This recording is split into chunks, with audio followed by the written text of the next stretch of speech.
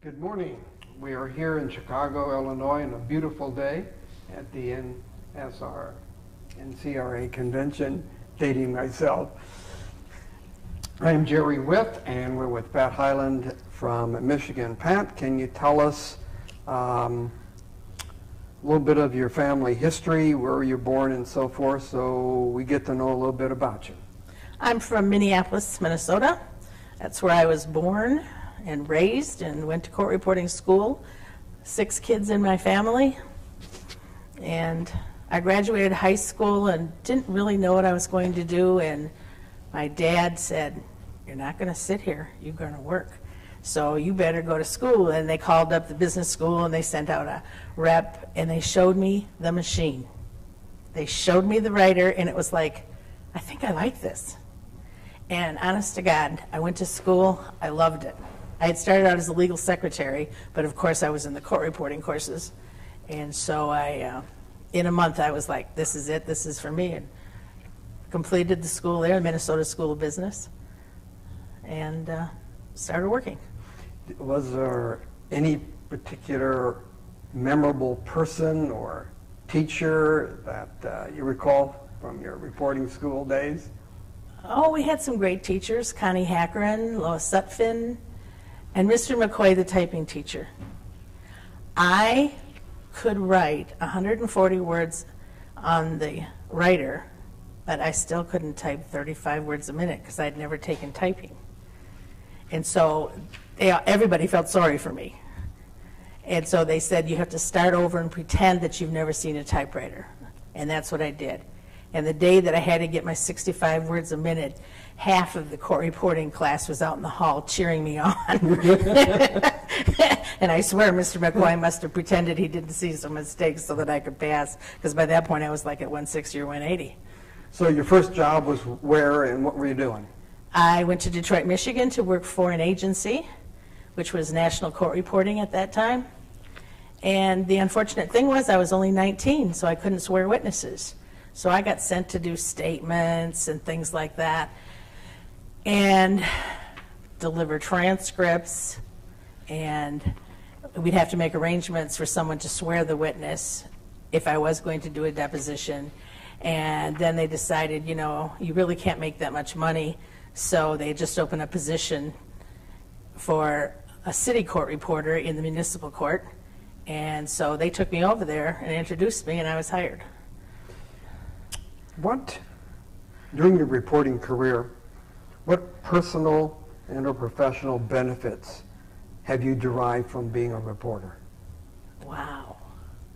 Personal? Well, certainly monetarily. Well, certainly making a living. I've always been interested in law. I absolutely love what I do, always have. I worked with some great judges.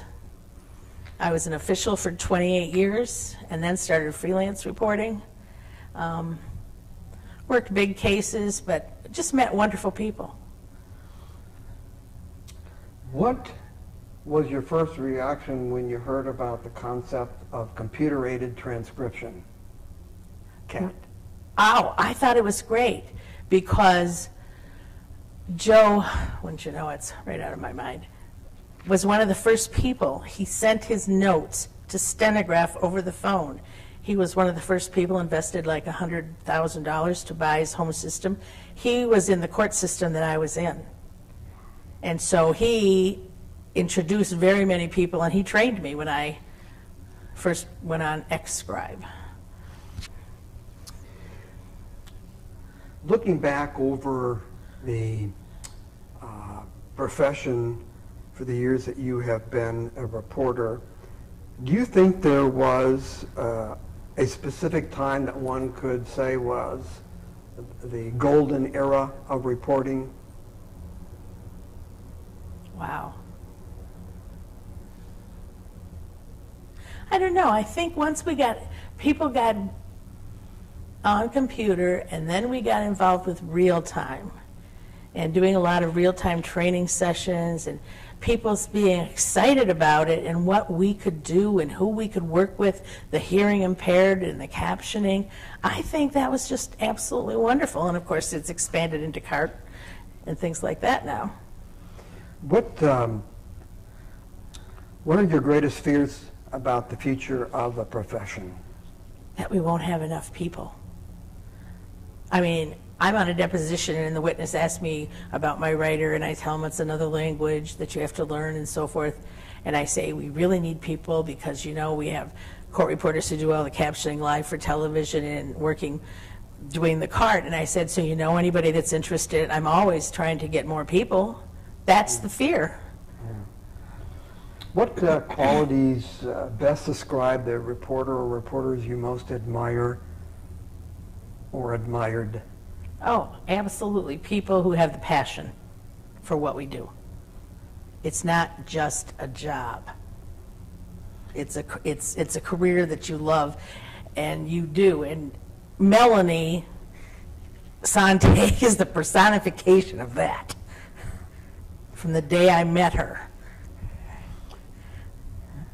Have you ever fancied yourself during your career being involved in another profession or doing something else, and if so, what? Well, there was a period when I didn't make very much money on transcript, so I bartended on the side. Not as a career. No, as another career, I don't know. What do you think reporting will be like 10 years from now? Wow, I think in 10 years it's going to be, hopefully there's still going to be a lot of people, the apathy I think from people in the court systems, in the lower court systems, a lot of those people still have not even gotten on computer as we said back in the 80s. And here we are, 2010. And if all those people don't take steps to get on computer, that's where we're going to end up with all the tape recording, I think. Yeah. What advice would you have for others pursuing the profession? It's a great job. You meet all kinds of people. You learn about new industries. You learn so many things every day. It is just so interesting. It's fascinating. Sort of like getting a college education, getting paid for it, huh? Absolutely. Tell us a little bit about how you got involved in doing association work first with Michigan and then work with the National Association. Well, some of the people I worked with, I always started going to conventions. I liked the camaraderie. And being in Michigan, it so happened there was several graduates from the Minnesota School of Business that I knew. And so I'd always go and see them. And a couple of them had gotten involved because of firms that they joined. And so I'd go. And so when they were I was asked to come on the board. And I did that in 1979 and was steadily on the board until about 1992 and have been called back like 5 times.